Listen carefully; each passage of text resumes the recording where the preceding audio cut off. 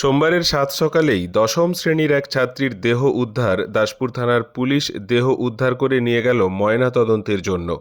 দাসপুর থানারই দাসপুর ১ নম্বর ব্লকের বাজুয়া গ্রামে মামা সনজিৎ দোলইয়ের বাড়িতে থেকে পড়াশুনো করত।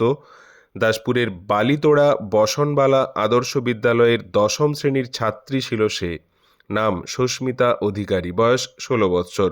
সোমবারের সকালে সুস্মিতার মামাবাড়ি থেকে তার ঝুলন্ত দেহ উদ্ধার করেছে দাসপুর থানার পুলিশ। কী কারণে এই কাজ, সঠিক কোনো কারণ জানা যায়নি। সুস্মিতার বাড়ি দাসপুর থানারই সোনামুইতে। বাবা রঞ্জিত অধিকারী বুঝে উঠতে পারছেন না কেন মেয়ে এমন কাজ করলো। কিছুই জানি না। ও তো এখানে আসতো, কিন্তু ওর সেরকম কিছুই ছিল না।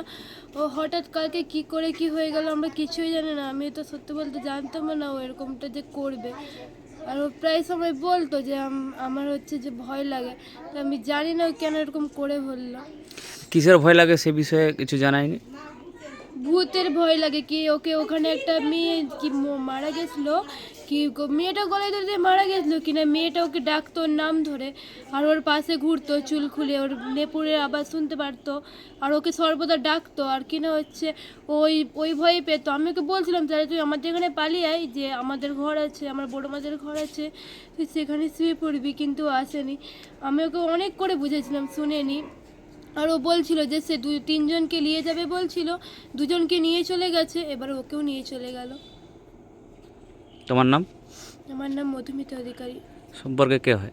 আমার দিদি হয়। আমি এখনো বিশ্বাস করতে পারছি না যে আমাদের ছেড়ে চলে গেছে।